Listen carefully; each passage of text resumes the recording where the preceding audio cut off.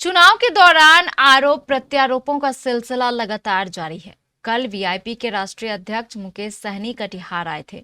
उन्होंने night hold भी कटिहार में ही किया, लेकिन उनके इसी कार्यशैली पर सवाल उठे हैं। मुकेश सहनी की इस कार्यशैली पर जनसुराज के प्रत्याशी डॉक्टर गाजी ने कई सवाल उठा दिए हैं। इतना ही नहीं, जनसुराज ने तो पूरे महागठबंधन को ही ठग गठबंधन बता दिया है। क्या बोले डॉक्टर गाजी शारिक और क्या बोले जनसुराज कोर कमेटी के सदस्य सत्यनारायण शर्मा, आप खुद सुनिए।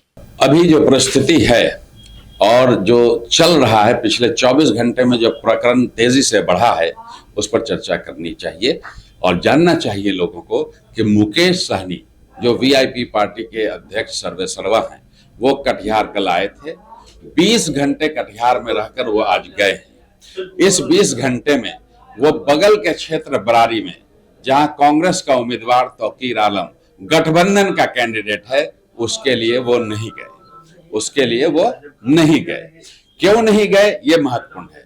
इसलिए नहीं गए कि वहां एनडीए का उम्मीदवार है और वो स्वजातीय है। श्री विजय सिंह जी इनके स्वजातीय उम्मीदवार हैं, इसलिए नहीं गए।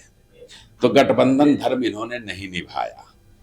दूसरा कि सिर्फ जात के लिए ऐसा कर रहे हैं, ऐसा नहीं, क्योंकि इन्होंने अपने भाई को गौरा बौराम से बैठा लिया भाजपा के पक्ष में। तो जब एनडीए के पक्ष में अपने भाई को इन्होंने बैठा लिया, इसका मतलब ये जात की लड़ाई नहीं लड़ रहे हैं। ये भाजपा के प्लांटेड एजेंट हैं जो गठबंधन के हिस्सा हैं। और ये गठबंधन जो अपने आप को महागठबंधन कहता है, ये वास्तविकता में ठग बंधन है और ठग बंधन है, और ये बिकने वाला गठबंधन है, क्योंकि ये सारे लोग जीतेंगे तो भाजपा में चले जाएंगे। और भाजपा का जो गठबंधन है, वो कोई ऐसा नहीं है जो नहीं जानता हो कि पूरे देश में खरीदने के मामले में भाजपा सबसे आगे है। तो एक बिकने वाला गठबंधन है, एक खरीदने वाला गठबंधन है। तो लोगों को सचेत रहना चाहिए।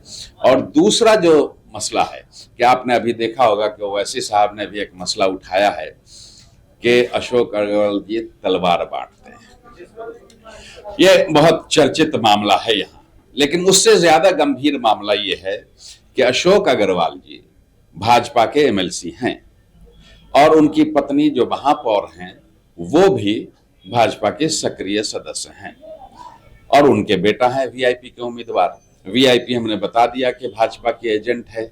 उसका ये अगला सबूत ये है कि भाजपा में एमएलसी उन्होंने कहा कि भाजपा का मैं हूं, लेकिन बेटा बागी हो गया है। मैं भाजपा में था, भाजपा में हूं और भाजपा में रहूंगा।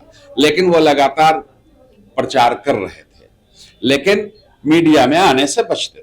पिछले 2 दिनों से मीडिया में भी आ रहे हैं, सोशल मीडिया पर भी उनका वीडियो वायरल है, जिसमें वो खुल्लम खुल्ला वीआईपी यानी महागठबंधन के कैंडिडेट अपने बेटे के लिए प्रचार कर रहे हैं। लेकिन भाजपा ने उन्हें अभी तक निकाला नहीं है। इसका मतलब है कि भाजपा और वीआईपी दोनों एक ही हैं। तो लोगों को यह समझना चाहिए कि इतने सारे सबूत हैं कि भाजपा और वीआईपी में कोई अंतर नहीं है। ये बात जानना चाहिए। और वीआईपी महागठबंधन का हिस्सा है।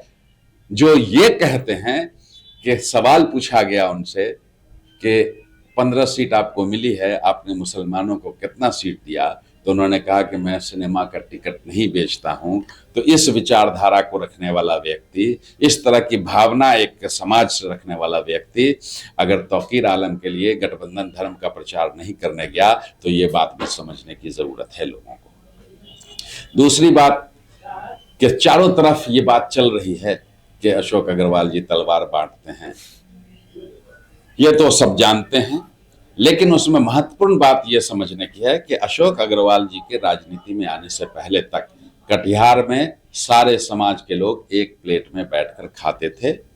यहाँ सामाजिक सौहार्द एक एग्जाम्पल था, आज भी है, लेकिन उसे खराब करने की कोशिश की जा रही है। ये लोग 92 में जब बाबरी मस्जिद का विध्वंस हुआ, तो भी कटिहार शांतिपूर्ण तरीके से इस दंश को भी झेल गया। कहीं कुछ हंगामा नहीं हुआ, कोई तनाव नहीं हुआ।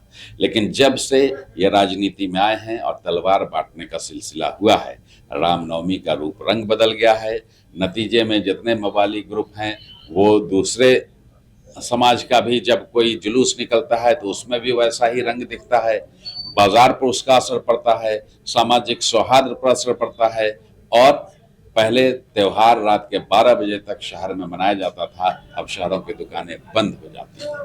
लेकिन मुझे चिंता एक और है कि ये तलवार जो बांटा गया तो किसी के खिलाफ बांटा गया, उसको डराने के लिए बांटा गया। अगर आप किसी को काट भी देते हैं, मार भी देते हैं, तो उसका नुकसान है, उसका दुख है और उसकी चिंता है। लेकिन मुझे उससे भी ज्यादा चिंता इस बात की है कि जिन बच्चों के हाथ में, मासूम बच्चों के हाथ में, नौजवानों के हाथ में तलवार दिया गया है, उनको हत्यारा बनाने की, हिंसक बनाने की कोशिश की जा रही है।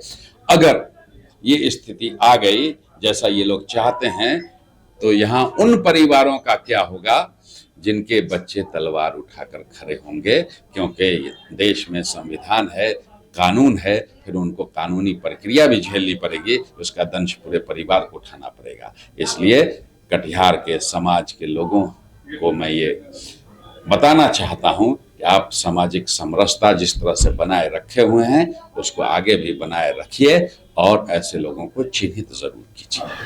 देखिए, इस संबंध में मैं यही कहना चाहता हूं कि मेरी पार्टी का नीति स्पष्ट है। मेरी पार्टी शुरू से ये बात कहते आ रही है, मेरी पार्टी के नेता, यहाँ तक कि कार्यकर्ता भी ये बात कहते आ रहे हैं कि गठबंधन धर्म के नाम पर ठगबंधन किया जा रहा है, जनता को ठगा जा रहा है। गठबंधन की कोई बात नहीं है, गठबंधन कुर्सी के लालच में किया जा रहा है और उसके कुर्सी के लालच में जो लोग करेंगे वो जनता को धोखा देने का काम कर रहे हैं। इस संबंध में मुकेश सहनी जी अपनी पार्टी के लीडर हैं, अपनी पार्टी के नेता है। मैं अपनी पार्टी की नीतियों के बारे में बताना चाहता हूँ। मेरी पार्टी ने क्या किया पिछले 25 दिनों से, स्टेट कोर कमेटी के मेंबर होने के नाते, पूर्णिया जिला का प्रभारी होने के नाते, मैं पूर्णिया की 7 विधानसभा और कटिहार जिले की 7 विधानसभा क्षेत्र का भ्रमण किया है।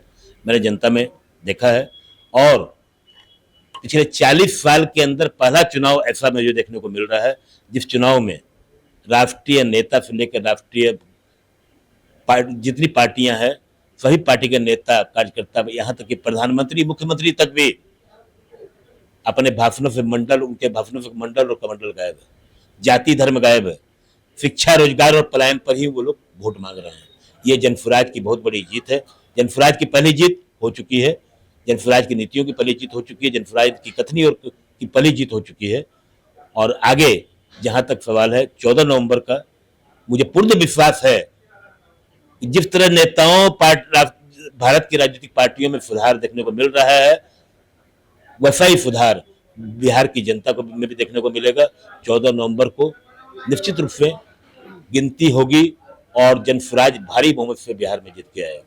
अगर आप कटिहार के मुख्य बाजार में करना चाहते हैं व्यवसाय, तो आपके लिए शानदार मौका। अगर आप चाहते हैं कटिहार के मुख्य बाजार में अपना रेस्टोरेंट या ब्यूटी पार्लर या ऑफिस खोलना, तो भी आपके लिए एक शानदार जगह उपलब्ध है, क्योंकि कटिहार की सबसे मुख्य बाजार गर्ल्स स्कूल रोड में मिल रहा है एक शानदार कॉम्प्लेक्स, जहां आप कर सकते हैं हर तरह का व्यापार। गर्ल्स स्कूल रोड में अवस्थित इस कॉम्प्लेक्स के 2nd फ्लोर और 3rd फ्लोर पर बनाए गए हैं 900 स्क्वायर फीट के 2 शानदार हॉल, जहां आने जाने के लिए अत्याधुनिक लिफ्ट की भी सुविधा उपलब्ध है। यहाँ आप अपना कोई भी व्यवसाय शुरू कर इसे दिन दोगुनी रात चौगुनी गति से बढ़ा सकते हैं। ये हॉल किराए पर लेने के लिए संपर्क करें Rajesh Kumar, Adarsh Ankita garments, girls school road, Katihar. 9006721009 9431285428।